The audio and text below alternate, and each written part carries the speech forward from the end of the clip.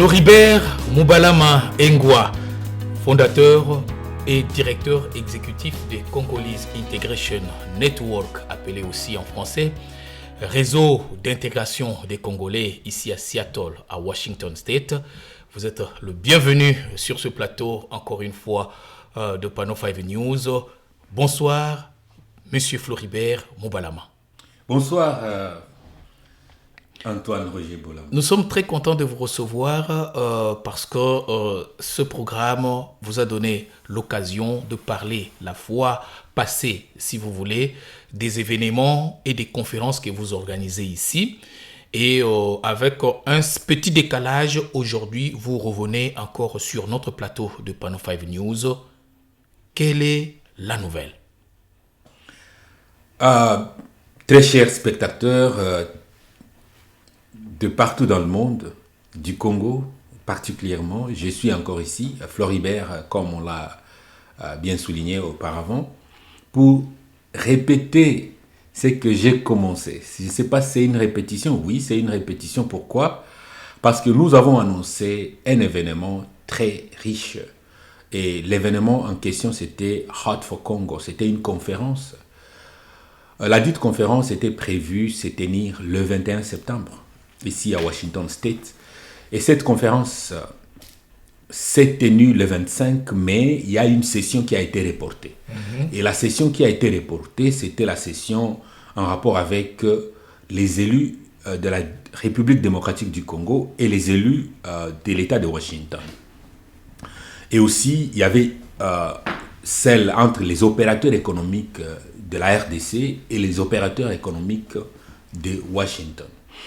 Alors voilà, je suis ici pour annoncer que la session extraordinaire entre les élus et les opérateurs économiques de Washington et de la République démocratique du Congo va enfin se tenir le 17 novembre 2021. Le 17 novembre 2021. Mais je pense qu'avant de parler de cela, avant cette date-là, je pense un jour avant, vous avez encore un certain nombre d'activités, parce qu'on va parcourir le calendrier.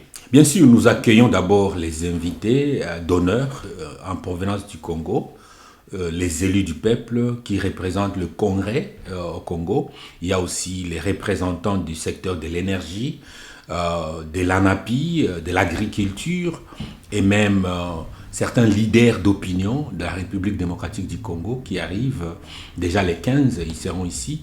Le 16, ils se rencontrent avec la diaspora congolaise ici à Washington State et cela ça se passera à Marriott Hotel à Seattle qui se trouve à 176 à SeaTac, devant, en face de l'aéroport international de Washington State.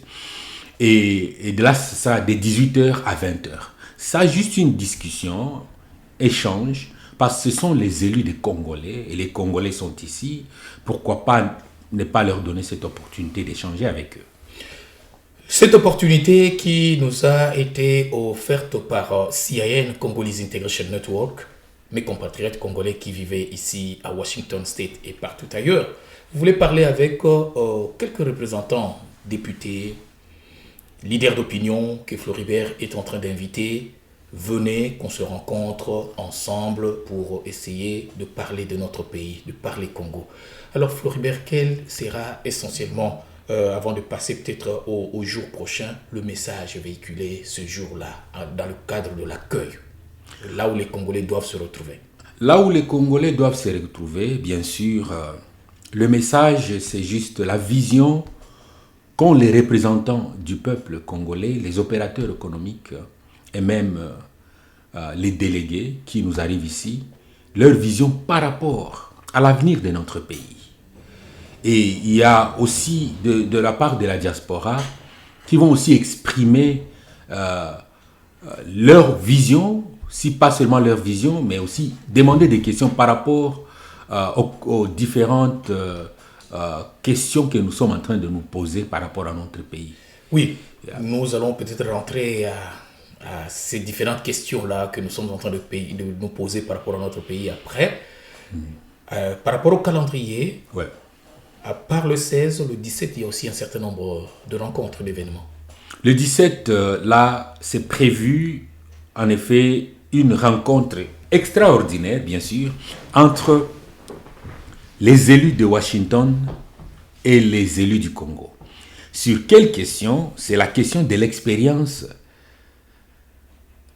Comment est-ce que les élus d'ici ont résolu la question en rapport avec la pauvreté? Quelles sont les grandes décisions qu'ils avaient prises pour enfin stopper le virus qu'on appelle la pauvreté ici à Washington? Et à partir de là, les élus du Congo vont aussi écouter, voir dans leur agenda si ce sont des choses qu'ils ont déjà votées comme loi.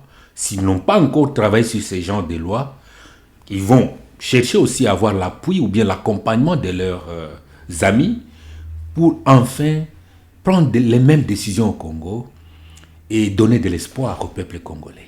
Oui, en tout cas, je pense que c'est une démarche à soutenir parce que ces genres de rencontres, c'est toujours bénéfique pour le Congo. Et vous n'en êtes pas à votre tout premier coup. Et je pense que vous allez sûrement réussir ce coup parce que Heart of Congo special session, like you are calling that, Heart of Congo special session, so session spéciale du cœur pour le Congo, si je peux dire ça comme ça. Vous savez, ça rime un peu like vous êtes en train de parler du Congo, mais un peu avec une certaine passion, un certain regret, un certain souci. Quand on parle de Heart for Congo, c'est-à-dire un cœur pour le Congo, une mémoire pour le Congo, ça représente déjà vraiment une passion entre ceux qui ont quitté le Congo suite aux événements que nous tous nous connaissons, par rapport à ce Congo-là qui n'a pas encore décollé. Donc, c'est un souci de voir les choses changer qui nous anime à travers cette conférence, bien sûr. Ok. Je pense que, je ne sais pas si vous êtes autorisé, bien si c'est bien pour moi de vous poser cette question, oui. Mais s'il y a moyen, vous pourrez nous énumérer quelques noms des représentants du peuple qui vont venir rencontrer les compatriotes congolais, leurs compatriotes congolais qui vivent ici à Washington. Et peut-être ça peut donner déjà intérêt aux uns et aux autres, aux Congolais qui vivent ici. Ne manquez pas qu'on soit à Marriott Hotel, en face de l'aéroport de Sitak, pour rencontrer nos élus, échanger avec eux, nos leaders d'opinion. Oui. Bon, dans un premier temps, parce que déjà, il y a l'un qui est connu, le congressman Guy Mafuta, qui était ici dernièrement, au fait, pour préparer le terrain.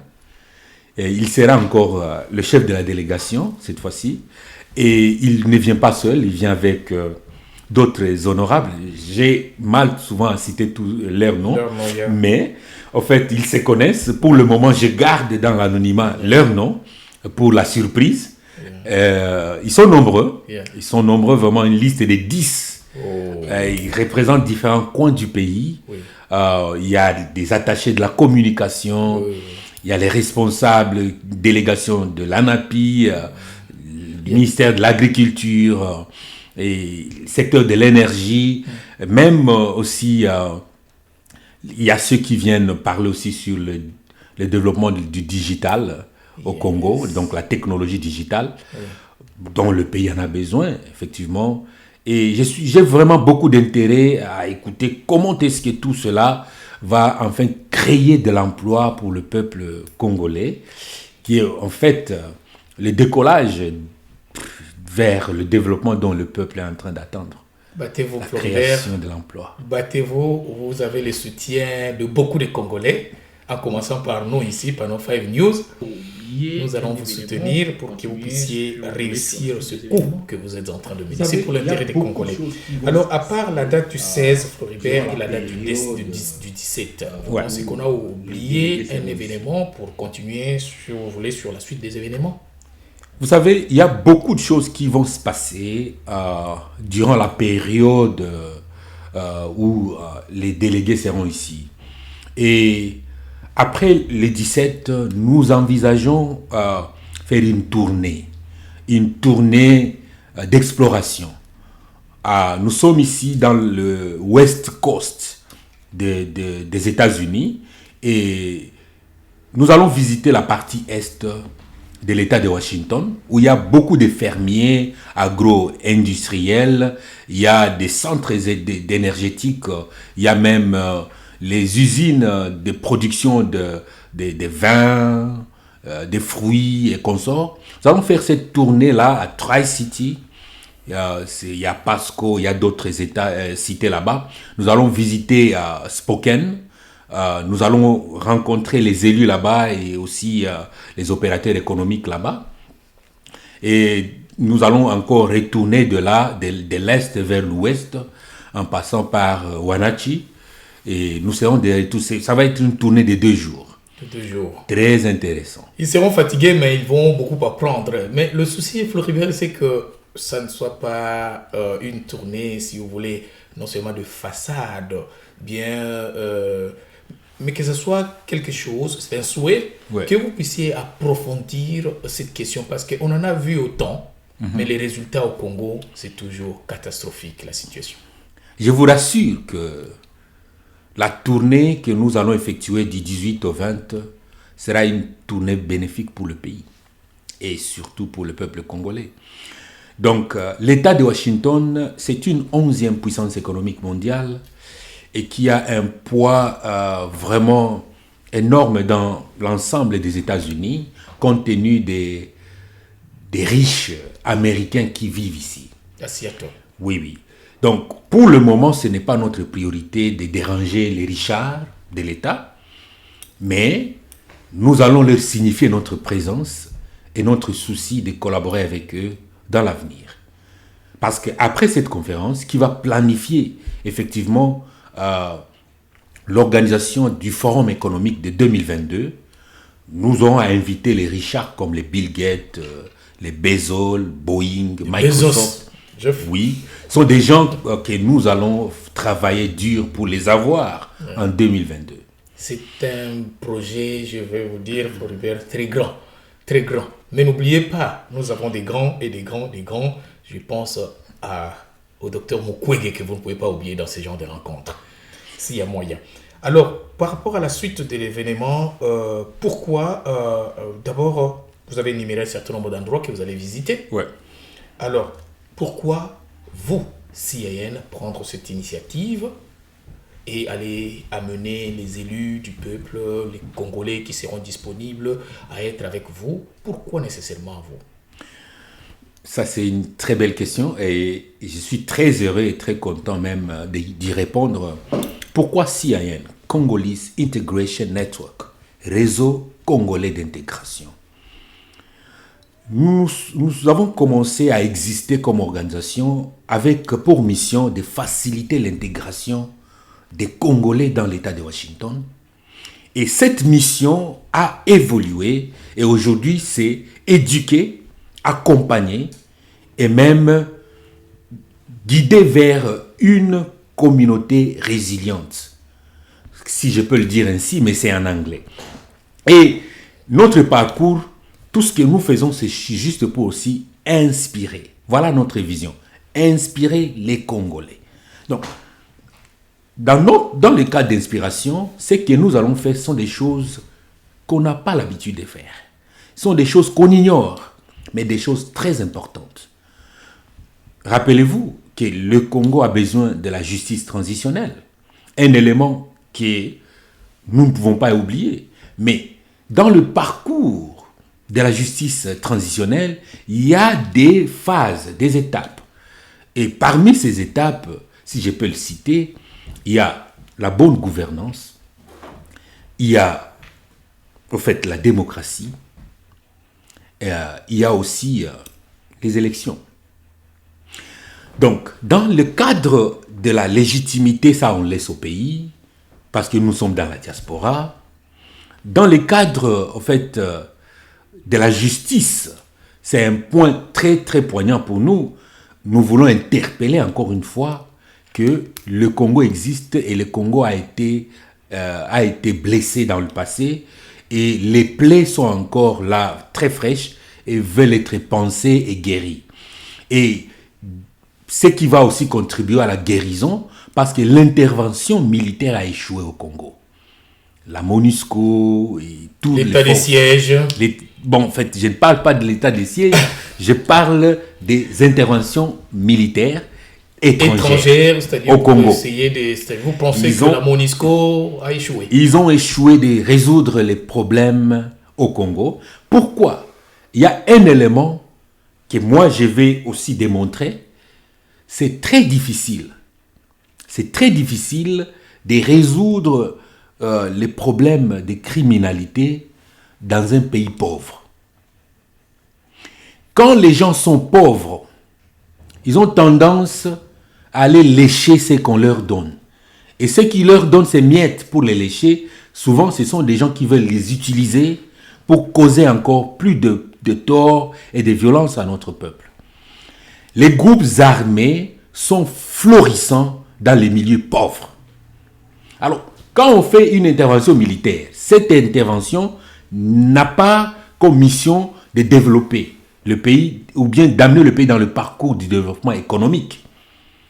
Alors, aussi longtemps les gens n'ont pas du boulot, même ces militaires, quelque experts qu'ils soient, ils n'arriveront pas. Moi, je pense à apaiser la je situation. pense, Floribert, vous avez totalement raison. Oui. L'intervention militaire, c'est pour pacifier le pays, c'est-à-dire aider à la pacification du pays, si on peut dire ça comme ça. Mais peut-être ajouter à cet effort-là l'autre possibilité, l'autre stratégie pour pacifier le pays, c'est-à-dire avec l'effort que vous fournissiez, d'apporter aussi du travail, de l'argent, des opérateurs économiques, des échanges, des investissements pour que ce Congolais pauvre, meurtri, puisse trouver ne fût-ce qu'une façon pour sa survie et l'avenir. Il y aura un impact très positif quand nous changeons de direction vers la pacification par les groupes, par les forces militaires et la pacification par le développement économique. Quand on embarque dans la pacification par le développement économique, la donne va se changer à la minute. De soi. Ouais, de soi. Là, vous avez totalement raison parce que les militaires, c'est encore, vous voyez, le cœur continue encore à pleurer, à saigner. Voilà, Floribert, on a parlé pourquoi vous, CIAN, mais pourquoi mener une telle activité, Floribert? Il y a pas mal de choses que vous pouvez bien faire dans la vie, mais pourquoi vous, non seulement vous avez créé CIAN, mais vous pensez que non, il faut mener un combat, un plaidoyer à ce niveau-là. Oui, jusqu'à ce niveau ici, jusqu'à atteindre ce... Je ne sais pas quelles sont vos ambitions, on va en parler. Peut-être que vous voulez devenir député, sénateur ou président de la République démocratique du Congo, vous ne savez pas, nous ne savons pas, mais pourquoi? Très bien, j'ai pris du temps pour y répondre, vous avez vu. Pourquoi? Parce que l'histoire démontre que tous les pays du monde ont décollé grâce à leur diaspora. Mais la diaspora, exemple, si vous voulez, il y en a pas mal peut-être. Je commence par d'abord la création de l'État d'Israël. C'était des réfugiés israélites. C'était 14 d'entre eux qui ont pensé que non, nous devons avoir un État vivant. Et c'est dans le film Exodus 1960, si vous voulez suivre ce film-là. Yeah. Vous allez voir les ambitions des gens de la diaspora, une diaspora positive qui a pu changer la course d'une histoire de tout un peuple. Si nous parlons également de l'Allemagne, la reconstruction de l'Allemagne s'est faite pas grâce aux plaidoiries d'une diaspora qui était positive, vivante, qui a constaté que il doit y avoir quelque chose de positif par rapport à notre pays. Ils ont organisé un mouvement, ils ont plaidé. Ici aux États-Unis, une loi a été votée pour développer l'Allemagne. Parlons du Japon. Après les bombardements, les Japonais étaient par terre. Il y a eu un mouvement dans la diaspora qui a mené à la reconstruction du Japon à travers la justice transitionnelle. Voilà, au Japon, la justice transitionnelle s'est appliquée et qui a reconstruit le Japon. Au Japon, il n'y a pas des opportunités comme au Congo. Il y en a. Il n'y a pas des minéraux. Au Japon, il n'y a pas tout ça. Mais voyez-vous comment le Japon a décollé grâce à la diaspora. Parlons de la Corée du Sud. La Corée du Sud a bénéficié de la grâce mondiale des développements grâce à sa diaspora. Les gens qui agissent dans la diaspora et qui plaident pour que la Corée du Sud, il n'y a rien en Corée du Sud, mais c'est un pays développé aujourd'hui. Yeah. Donc, qu'est-ce qui manque à la diaspora congolaise pour faire mener de telles actions? C'est que, effectivement, Congolese Integration Network vient inspirer. Nous venons inspirer la diaspora que oui, nous avons une force, notre voix peut changer les choses en faveur de notre pays. Et ça commence juste par une voix. Commence par une voix, Floribert, vous avez tout à fait raison. Vous savez, parce que vous avez donné l'exemple de la Corée, Ouais. il y a une vidéo qui a fait le tour du monde ici, Ouais. où l'on présente la personne, bien la catégorie, la classe la mieux payée en Corée. Je pense que vous avez suivi. La personne la mieux payée en Corée, c'est l'enseignant. L'enseignant. Et vous connaissez vous-même la situation dans laquelle traverse la République démocratique du Congo pendant que nous sommes en train d'enregistrer cette émission. Ouais. La confusion autour, bien dans le secteur éducatif. Beaucoup de problèmes, Floribert. Qu'est-ce que CIN prévoit par rapport à cela? Focus sur les opérateurs économiques qui vont apporter des investissements, de l'argent, du travail, ou bien aussi réhabiliter, bien améliorer le système éducatif en République démocratique du Congo. CIN, Congolese Integration Network, vient d'ouvrir un bureau à Kinshasa et bientôt notre bureau sera opérationnel. Qu'est-ce que nous allons faire par rapport à l'éducation? Parce que l'éducation, c'est le secteur, je vais dire, idéal, le moteur pour le développement, le lancement du développement du pays. Nous allons d'abord, effectivement, travailler beaucoup sur la justice transitionnelle, l'appropriation de ce que ça signifie au peuple congolais. En deux mots, Floribert, dites au peuple congolais maintenant qui vous suit, c'est quoi la justice transitionnelle? Quelles sont les implications de la justice transitionnelle, Floribert? Sorry, avant de retourner sur la question de l'éducation. La justice transitionnelle a toujours été un vocabulaire non congolais et au fait non africain. Mais la justice transitionnelle comporte des options, des phases qui amènent un pays qui a tant souffert Post-conflit. Oui. Un pays qui a tant souffert, qui a connu des conflits, des destructions humaines, physiques, morales, même spirituelles, vers son essence, donc vers son développement, sa guérison, sa paix, sa réconciliation. Et dans ces étapes-là, il y a la réconciliation, il y a, bien sûr, dans la réconciliation, il faut d'abord une éducation. Et là, un curriculum qui doit être éduqué à l'école, implémenté à l'école, dans les universités, pour que le peuple comprenne de quoi il s'agit. Guérir de ces maux à travers la réconciliation, à travers la justice, on voit vraiment les cours et tribunaux là-bas, des réparations.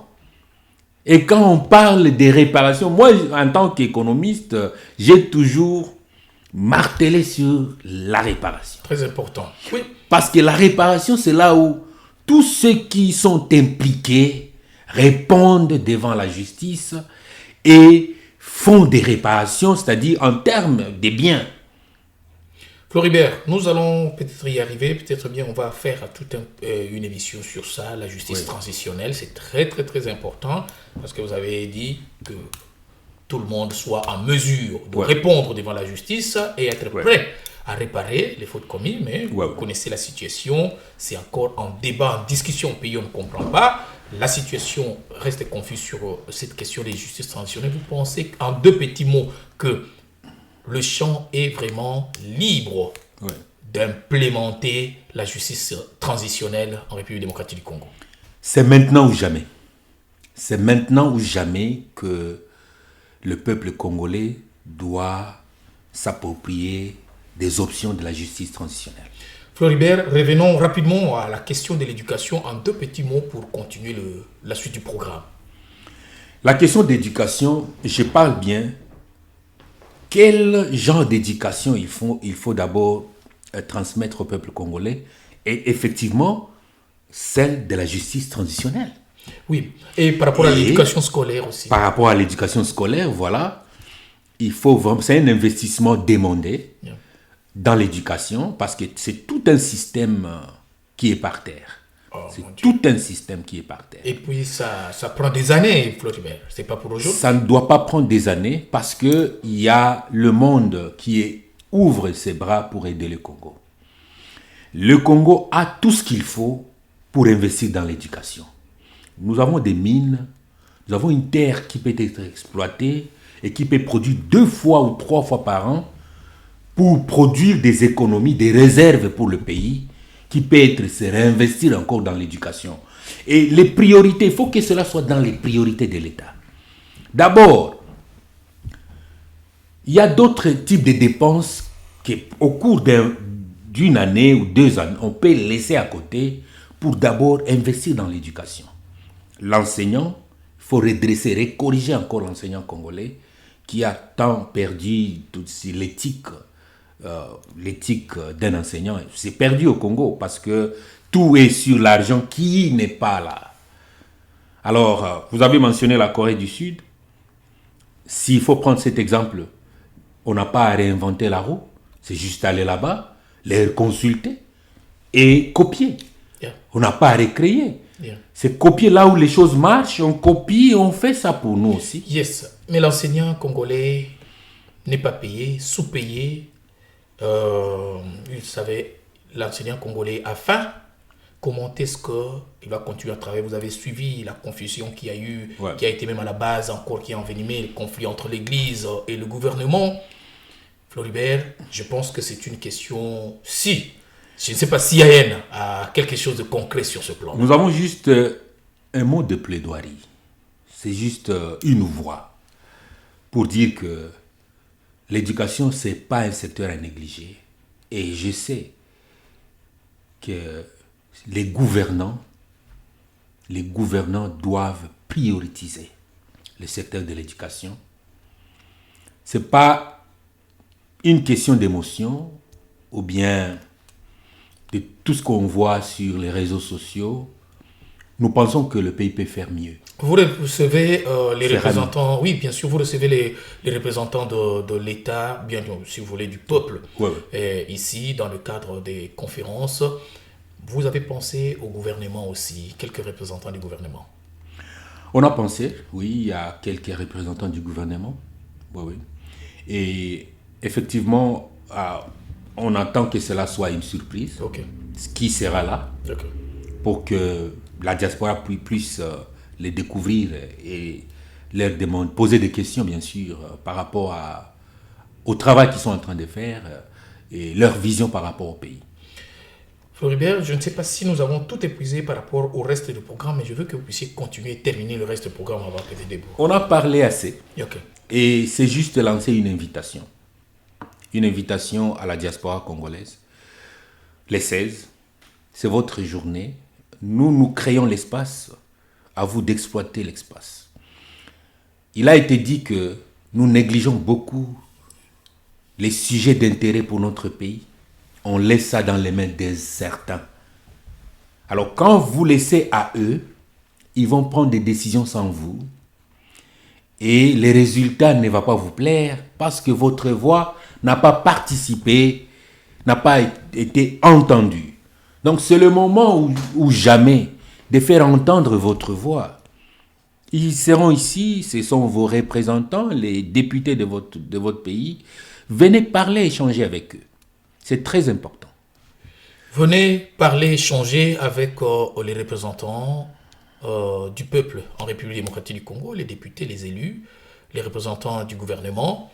Vous savez, nous vivons dans la diaspora, nous avons un certain nombre de réalités qui parfois nous font oublier nos origines, Ouais. bien le rôle que nous sommes censés jouer ici au sein de la diaspora. Venez ces jours-là pour écouter et échanger, communiquer sur ce que nous sommes censés, nous, en tant que Congolais de la diaspora, de jouer comme rôle ici pour essayer de changer, transformer les choses dans notre pays. La Chine a fait la même chose. Ouais. La diaspora chinoise a fait ce il y a pas mal de diasporas qui se La sont diaspora chinoise continue à faire ça. Ils envoient leurs enfants étudier ici, prendre la connaissance d'ici, et quand ils terminent, le gouvernement les finance pour rentrer. Ils n'envient pas les salaires des États-Unis parce que chez eux, on les paye mieux qu'ici.